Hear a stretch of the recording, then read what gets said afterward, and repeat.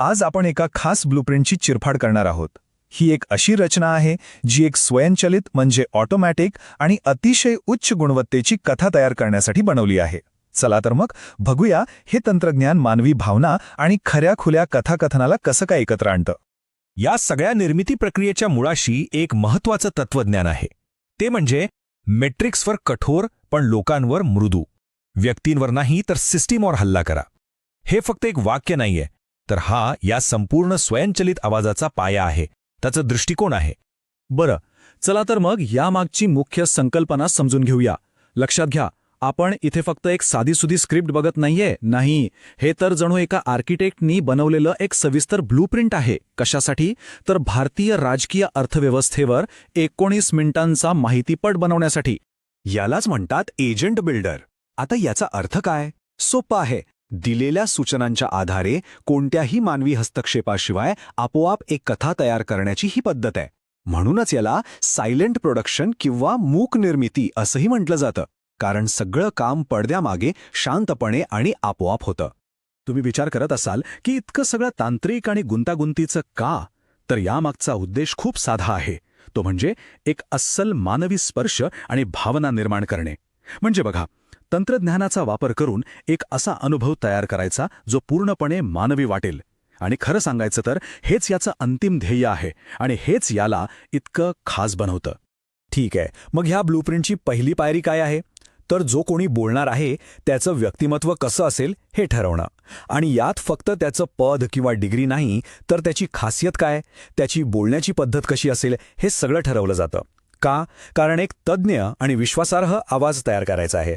तर मग या आवाजाला कोणती भूमिका साकारायची आहे इथे ते अगदी स्पष्ट केलंय. हा आवाज आहे एका दिग्गज राजकीय रणनीतिकाराचा, एका निवडणूक विश्लेषकाचा आणि एका अर्थशास्त्रज्ञाचा. त्याचा स्वभाव कसा? शांत पण अधिकारवाणी. आणि सर्वात महत्त्वाचं म्हणजे तो पूर्णपणे निष्पक्षपाती असेल. कोणाचीही बाजू न घेता फक्त सार्वजनिक हिताचं विश्लेषण करेल.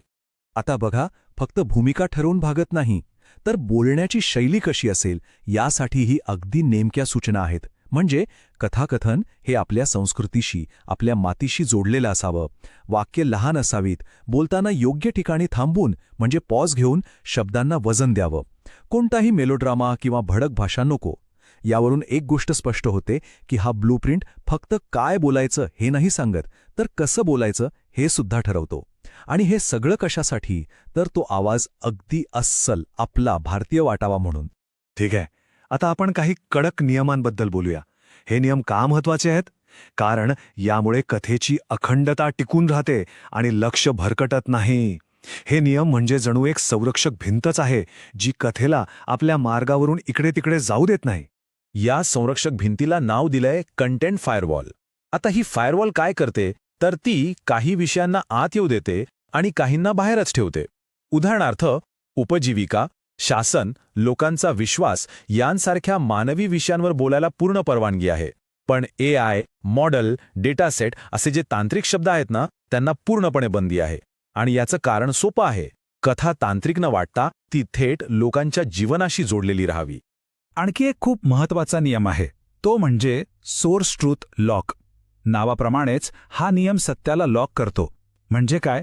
तर जी माहिती दिली आहे, जी PDF फाईल अपलोड केली आहे, तीच एकमेव स्रोत असेल. प्रत्येक आकडा, प्रत्येक गोष्ट त्याच PDF मधून यायला हवी. स्वतःच्या मनाने कोणताही डेटा तयार करायला परवानगी नाही. आणि समजा एखादी माहिती उपलब्ध नसेल तर तसं स्पष्ट सांगावं लागेल. थोडक्यात बाहेरची किंवा अनधिकृत माहिती अजिबात नाही.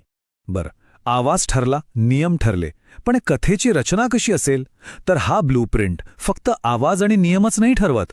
तो संपूर्ण 19 मिनिटांची कथा अगदी सेकंदाला कशी पुढे जाईल याचा एक तपशीलवार नकाशाच तयार करतो. चला बघूया कसा आहे हा नकाशा. हे बघा, ही आहे त्या 19 मिनिटांच्या कथेची रचना, अगदी वेळेनुसार ठरवलेली. सुरुवातीच्या 45 सेकंदात काय, मग पुढच्या 3 मिनिटात काय, अगदी शेवटच्या क्षणापर्यंत सगळं काही ठरलेलं आहे. पार्श्वभूमी सांगण्यापासून ते मुख्य मुद्दे मांडण्यापर्यंत आणि भविष्याची दिशा दाखवण्यापर्यंत प्रत्येक गोष्टीसाठी एक विशिष्ट वेळ ठरवून दिलेली आहे. आणि यामुळे होतं काय? तर एक क्लिष्ट विषयसुद्धा एकदम तार्किक आणि आकर्षक पद्धतीने आपल्यासमोर येतो.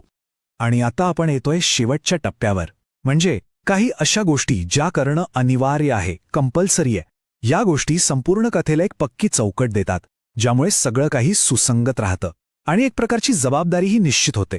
तर हे आहेत ते शेवटचे पण अत्यंत महत्त्वाचे टप्पे. पहिला, स्क्रीनवर सतत ब्रँडिंग दिसलं पाहिजे. दुसरं, भारतीय मूल्यांवर आधारित 2 छोटे भाग कथेमध्ये समाविष्ट करायचे आहेत. आणि तिसरं, शेवटची 25 सेकंद ही एक अचूक शब्दशः कॉल टू ॲक्शन असली पाहिजे. म्हणजे बघा, ब्रँडिंग, नैतिक मूल्य आणि एक स्पष्ट संदेश या गोष्टी कथेला सुरुवातीपासून शेवटपर्यंत एका धाग्यात बांधून ठेवतात. सगळं काही आधीच ठरलेलं आहे, जेणेकरून अंतिम संदेश एकदम स्पष्ट आणि प्रभावीपणे पोहोचेल. आता ह्या सगळ्याचा शेवट करताना एका गोष्टीवर विचार करूया. ही जी इतकी ठरवून केलेली स्वयंचलित प्रक्रिया आहे, ती आशय निर्मितीबद्दलच्या आपल्या समजुतीला कुठेतरी धक्का देते नाही का? जेव्हा निर्मिती आणि सत्य यांच्यात एक बारीक रेषा असते, तेव्हा अस्सल किंवा ओरिजिनल म्हणजे नक्की काय हा प्रश्न पडतोच.